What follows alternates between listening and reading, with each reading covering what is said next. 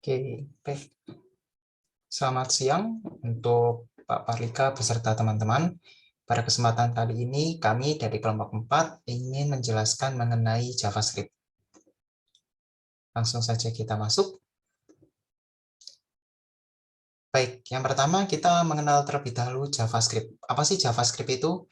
JavaScript sendiri merupakan terusan dan salah satu bagian dari bahasa pemrograman web selain HTML dan CSS, di mana JavaScript ini berfokus kepada bagian bagaimana program ini nanti akan berjalan di dalam halaman web. Selanjutnya, JavaScript ini dia itu berbeda dengan bahasa Java.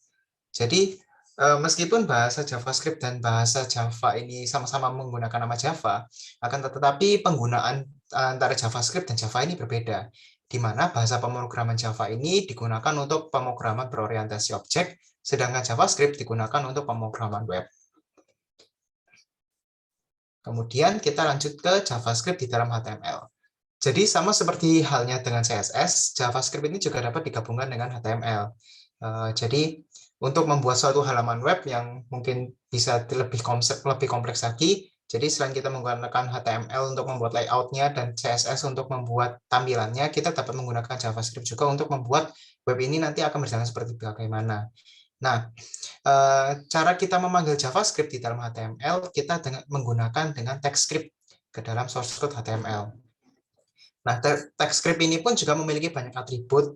Beberapa di antaranya yang dapat saya sebutkan adalah src untuk menspesifikasikan lokasi script berada, dan juga type atribut untuk menspesifikasikan tipe media yang digunakan di dalam script yang akan kita gunakan. Nah, seperti ini adalah contoh penggunaan TypeScript di dalam source code HTML. Nah, kemudian kita lanjut ke penempatan JavaScript. Sama halnya dengan CSS, JavaScript ini juga dapat ditempatkan di beberapa lokasi dalam source code HTML, tergantung dengan penggunaannya. JavaScript ini dapat diletakkan di dalam head HTML, tag body HTML, dan dapat diletakkan atau digunakan secara eksternal dalam HTML. Mari kita bahas satu-satu. Nah, penempatan JavaScript dalam tag head atau di dalam kepala dari sebuah HTML. Nah, penempatan script ini kita gunakan menurut atau sesuai dengan kegunaan yang akan kita gunakan untuk berdasarkan halaman web yang kita gunakan. Seperti dalam contoh di samping ini, di mana peneletakan script di dalam head ini akan berfungsi, akan berguna, akan dijalankan ketika ada tombol button yang dijalankan pada tag body. Gitu. Kemudian kita lanjut. Nah, selanjutnya adalah penempatan JavaScript di dalam tag body. Nah, ini sama seperti tag head. Nah, penempatan tag body ini juga sesuai atau menurut dengan kegunaan atau yang telah kita sediakan atau kita berikan perintahnya untuk tag script ini di dalam tag body. Sama seperti juga untuk tag sama seperti tag head tadi, di mana di contoh yang saya berikan di sini adalah di tag script ini akan berjalan ketika ada satu tombol yang diklik pada saat user mau memasukkan perintah klik button gitu. Nah, perbedaannya apa sih antara penempatan di dalam script ini, JavaScript ini di dalam head ataupun di dalam body dalam suatu HTML? Nah, perbedaan penempatan ini itu dibedakan dengan menggunakan kegunaan, logika berjalannya program, dan juga bagaimana kita memposisikan script tersebut akan berjalan sesuai dengan keinginan kita. Dalam suatu kondisi tertentu, script ini juga bisa dia posisinya berada di dalam head dan juga di body. Jadi nggak cuma ada di antara head atau body, tapi dalam suatu kondisi kita juga bisa menggunakan JavaScript itu di dalam tag head dan di dalam body secara bersamaan. Gitu. Kemudian adalah penempatan JavaScript secara eksternal. Nah, ini sama seperti saat kita menggunakan CSS secara eksternal. Jadi, di dalam TypeScript ini kita akan menggunakan atribut src, di mana nanti di dalam atribut src ini kita akan meletakkan file yang kita gunakan untuk membuat teks JavaScript kita. Nah, di file JavaScript sendiri ini kita memiliki format file dengan formatnya itu .js. Gitu. Nah, untuk penempatannya ini juga sama. Jadi ini bisa diletakkan baik itu entah di tag head ataupun di tag body di dalam HTML sendiri gitu. Nah, selanjutnya ada komentar. Nah, di dalam JavaScript, komentar itu kita tuliskan dengan tanda miring. Ini sama seperti beberapa bahasa pemrograman yang lain yang mungkin bisa saya sebutkan adalah seperti C dan C++. Nah, di dalam penggunaannya sendiri, jika kita ingin mengomentari hanya satu buah baris dalam suatu program, maka kita hanya memerlukan garis miring 2.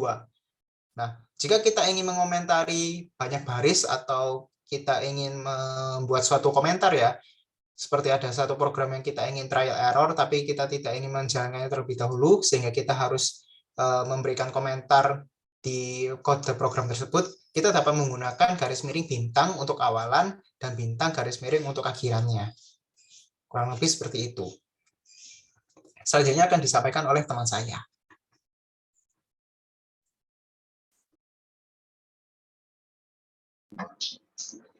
Lalu kemudian ada 4 cara penampilan output pada JavaScript.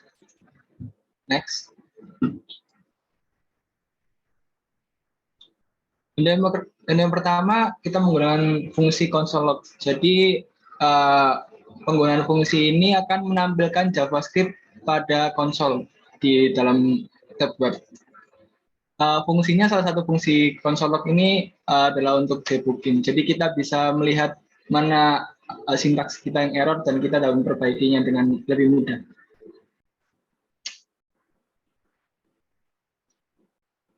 Untuk sintaksnya kayak seperti yang dicontohkan. Jadi kita tulis console.log, lalu kita tutup kurung dan kita print apa yang kita tulis, apa yang ingin kita sampaikan di console log. Untuk gambar outputnya seperti yang digambar. Jadi pada console log ini apa yang kita ingin tuliskan itu akan tertampil pada console log. Jadi bukan dalam halaman web, tapi dalam console. Next slide. Lalu yang kedua ada fungsi alert. Fungsi ini digunakan untuk menampilkan jendela dialog atau lebih dikenal dengan pop-up box.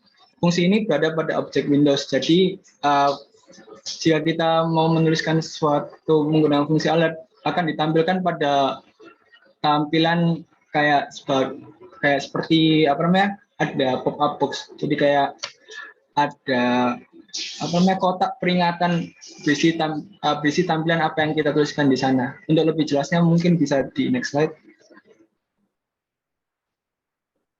Nah, untuk sintaksnya kita menulis seperti biasa window.alert atau langsung aja diklik alertnya.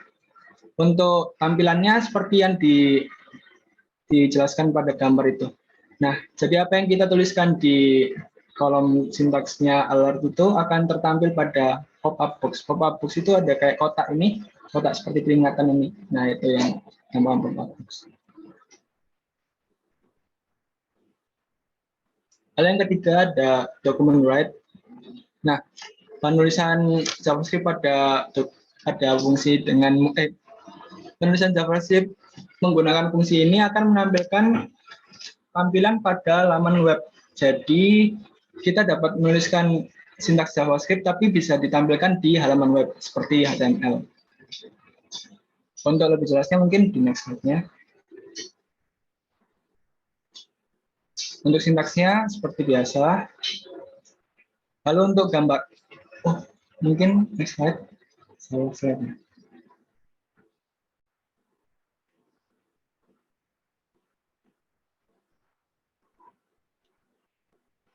Next slide.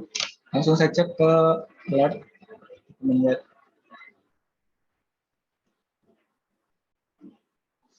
Lalu yang keempat ada inner HTML.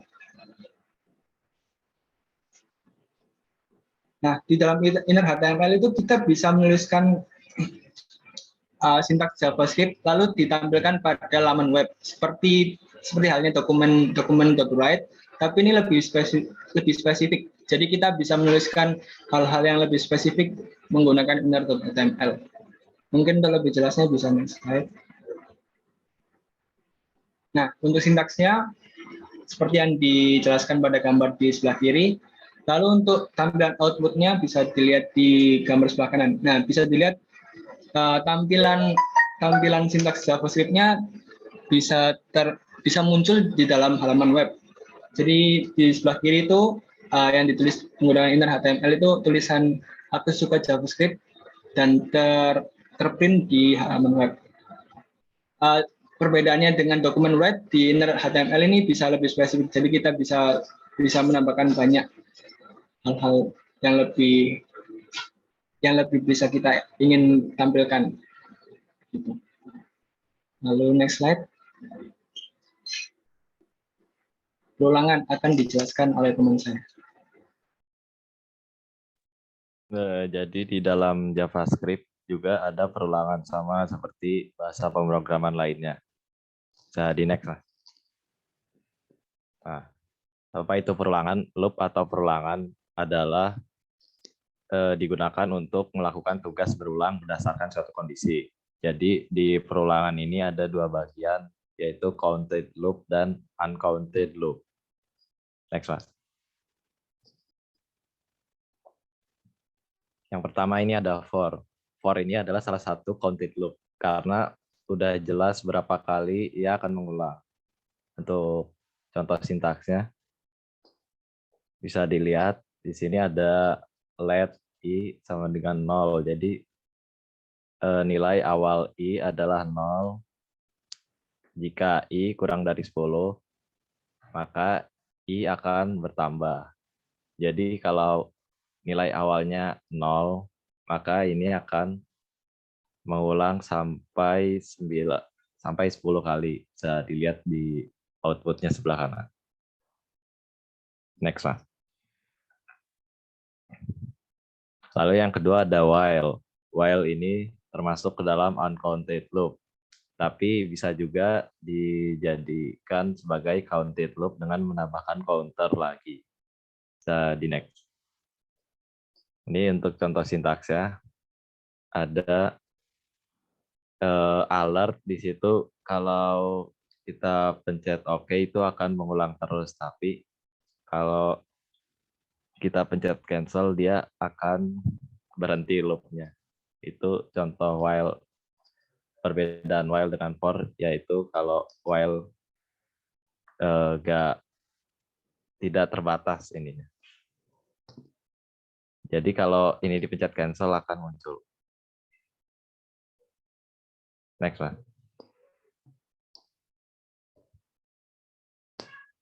Lalu ada yang ketiga ada do while. Sama seperti while, bedanya do while akan melakukan perulangan satu kali sebelum mengecek kondisi yang terdapat dalam while. Jadi sebelum melakukan perulangan, do while itu udah menghitung satu kali. Bisa di next. Di contohnya ini sama seperti yang while tadi, tapi di sini menggunakan do while. Untuk perbedaannya bisa dilihat kalau pada perulangan pertama kita langsung menekan button yang cancel, itu di while akan terlihat sebanyak 0, sedangkan di do while akan terlihat sebanyak satu kali. Bisa di next lah. Lalu ada for each. For each ini biasanya digunakan untuk mencetak item dalam array. Perulangan for each termasuk dalam counted loop karena jumlah perulangannya sudah ditentukan oleh panjangnya array. Kita di next. Untuk contoh sintaknya ini ada dua, yang atas ini menggunakan in, yang bawah ini menggunakan method for each. Tidak ada perbedaan khusus sebenarnya, tapi cuma penulisannya aja. Yang i menggunakan for i in language, jadi mengambil dari array language. Hasilnya bisa dilihat. Lalu yang bawah ada array day. Jadi di yang bawah ini menggunakan days dot for each dalam kurung array. Contoh, hasilnya bisa dilihat di kanan. Bisa di next one. Lalu ada repeat. Repeat ini termasuk dalam counted loop. fungsi ini khusus digunakan untuk mengulang sebuah teks. Jadi repeat ini cuma untuk mengulang varchar atau teks string. Bisa di next. Nah, ini contoh sintaksnya. Dokumen.write, ulangi kalimat ini, repeat 100. Ini sama seperti for, tapi repeat ini lebih sederhana. Jadi tinggal ketik repeat 100, maka teksnya akan mengulang sebanyak 100 kali. Next, Mas.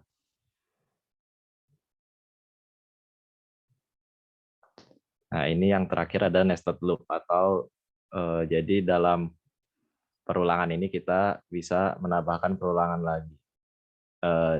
Disebut dengan nested loop atau perulangan bersarang atau perulangan dalam perulangan.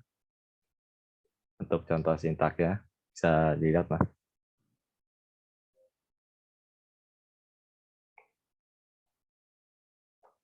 Untuk sintaksnya ini bisa dilihat ada perulangan I kurang dari 10, I plus plus, iteration. Lalu di dalam perulangan yang tadi itu ada perulangan lagi dengan counter J, yaitu J kurang dari 10, J plus plus. Hasilnya bisa dilihat di kanan. Untuk selanjutnya akan dijelaskan oleh teman saya. Selanjutnya kita akan membahas tentang variabel pada JavaScript. Variabel adalah sebuah nama yang mewakili sebuah nilai. Variabel bisa diisi dengan berbagai macam nilai seperti string, nomor, objek, array, dan sebagainya. Nah, jadi variabel di sini seperti biasanya variabel itu adalah sebuah wadah di bahasa pemrograman manapun. Bisa dilanjut.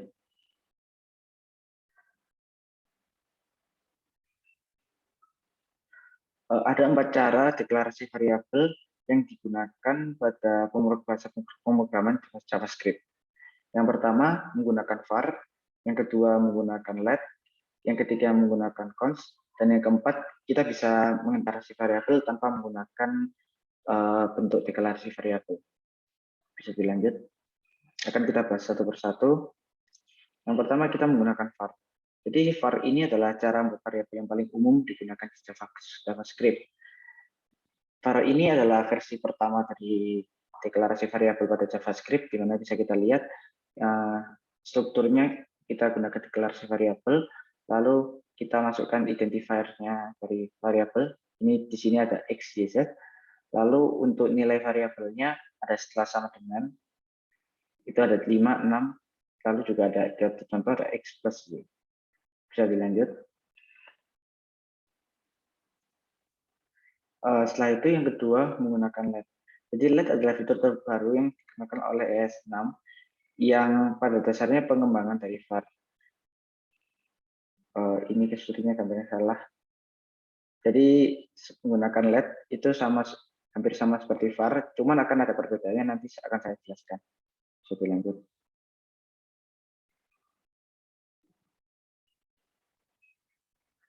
Nah, yang selanjutnya ada tanpa deklarasi. Deklarasi variabel sederhana ini dapat dilakukan tanpa menggunakan bentuk deklarasi seperti var, let, dan const. Jadi kita bisa langsung menuliskan identifier-nya tanpa menuliskan bentuk deklarasi variabelnya, ikuti dengan nilai variabel. Ini biasanya bisa digunakan untuk pemrograman sederhana. Karena jika pemrograman yang sudah lebih advance, yang bertumpuk-tumpuk, kita harus membedakannya dengan sesuai fungsinya dari var dan let dan const. Kita tidak bisa deklarasi variabel hanya sesimpel ini. Bisa dilanjut. Nah, perbedaan dari var, let, dan const ini, yang pertama itu ada dari sistem scope-nya yang dianut. Jadi var ini menganut sistem fungsional scope, sedangkan let dan const itu menganut sistem block scope. Dan yang kedua, ada perbedaan dari ketetapan datanya. Data pada let dan var itu bisa diubah, sedangkan data const tidak bisa diubah. Bisa lanjut untuk contohnya. Nah, ini contoh dari sistem scope. Jadi block scope ini jadi yang kita lihat kan untuk let dan const itu block scope ya. Nah, itu biasanya seperti yang kita lihat dari for, lalu kita deklarasi let i. Nah, untuk pemanggilannya kita manggil dengan konsol log i ini di dalam kurung kurawal, yaitu di dalam bloknya, itu nanti akan menghasilkan 1 sampai 6. Jika 1 sampai 5, jika kita menggunakan var di sini juga bisa, karena var ini fungsional scope. Nah, ini kalau fungsional scope yang seperti yang di bawah, ini jika kita menggunakan var i sama dengan 1, nah kita memanggilnya di luar kurung kurawal dengan konsol log i. Nah, itu kita akan menghasilkan hasil yang output yang sama 1 sampai 5. Sedangkan jika kita menggunakan let dan cons pada bentuk yang kedua, akan terjadi error karena untuk tadi seperti yang dibilang let dan cons itu fungsinya di block scope di mana harus di dalam kurung kurawal. Nah, kenapa harus dibedakan seperti ini? Jadi untuk block scope itu, contoh block scope itu fungsinya adalah jika kita memiliki banyak deklarasi variabel yang terbagi dalam blok-blok, itu kita bisa membedakannya menggunakan let dan cons di dalamnya masing-masing. Jika kita menggunakan var dalam block scope, takutnya deklarasi variabel yang di luar blok ini juga itu terpanggil pada for yang ini. Nah, untuk fungsional scope karena lebih besar ruangnya, nah itu bisa digunakan untuk memanggil dalam program yang besar. Bisa dilanjut. Lalu setelah itu contoh perbedaan dari ketetapan datanya. Nah, jika kita lihat output dari var dan let, jika kita deklarasi variabel pada awalnya bulan kita tuliskan Mei, lalu setelah itu kita ganti dengan bulan menjadi Juni, untuk var dan let outputnya akan menjadi Juni. Karena mereka datanya tidak konstan, datanya dapat diubah-ubah. Sedangkan untuk bulan, sedangkan untuk yang konstan, jika kita masukkan Mei, lalu kita masukkan lagi bulan Juni, akan muncul output assignment to constant variable, karena ini tidak bisa karena jika kita menggunakan konstan, itu ketetapan datanya tidak bisa berubah. Seperti itu, bisa dilanjut.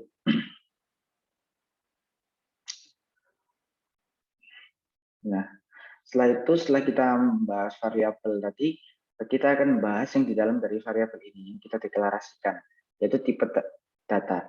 Tipe data adalah jenis-jenis data yang bisa kita simpan dalam variabel. Bisa dilanjut.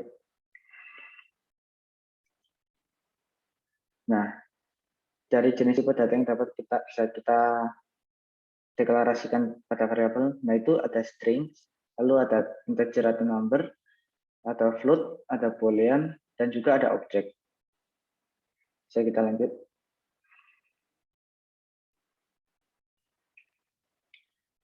Nah, ini ada contohnya sini yang di bawah ini ada var name, ini kita berarti string, lalu number itu untuk angka, lalu tadi kalau boolean itu untuk true or false, terus untuk float itu untuk pecahan. Nah, di sini ada dynamic typing JavaScript, yaitu adalah kenapa JavaScript adalah bahasa yang bersifat dynamic typing, artinya kita tidak harus menuliskan tipe data pada saat pembuatan variabel dibanding C, Java dan sebagainya yang bersifat static typing.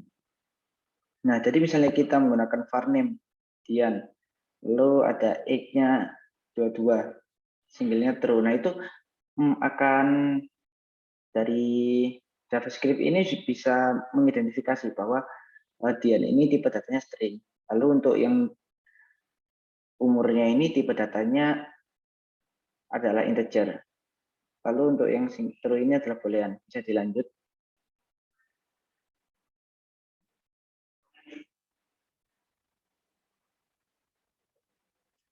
Nah, ini bisa kita lihat dari nama ini. Ini kita bisa mengecek tadi yang seperti yang saya bilang, cek dari tipe datanya itu dengan menggunakan type of. Type of diikuti identifier tadi yang ada name, age, single. Nah, nanti di dalam jika kita dicek di bagian konsol, itu akan muncul type of name ini adalah string. Lalu type of age ini adalah number, sedangkan type of single ini adalah boolean. Ini yang dimaksud tadi oleh dynamic typing yang bisa diidentifikasi secara otomatis oleh JavaScript. Bisa dilanjut. Nah, setelah itu ada aturan penulisan variabel pada JavaScript. Kita lanjut. Nah, penamaan variabel tidak boleh menggunakan angka di depannya. Nah, ini jika kita menggunakan 1, 2, 3 nama itu tidak boleh. Jadi harus diawali dengan huruf tertentu. Lalu penamaan variabel boleh menggunakan awal underscore. Seperti itu ada underscore nama. Lalu penamaan variabel dianjurkan menggunakan camel case apabila 2 kata. Jika ada 2 kata, untuk kata keduanya dianjurkan untuk menggunakan huruf kapital awalan untuk membedakan. Lalu penamaan variabel dianjurkan menggunakan bahasa Inggris karena seperti tadi yang dijelaskan sebelumnya masalah dynamic typing itu juga bisa membantu untuk mengenali tipe datanya. Bisa dilanjut? Yes, itu sekian presentasi dari kelompok kami dan ini adalah beberapa sumber yang kami gunakan untuk membuat presentasi kali ini. Kurang lebihnya mohon maaf. Assalamualaikum warahmatullahi wabarakatuh.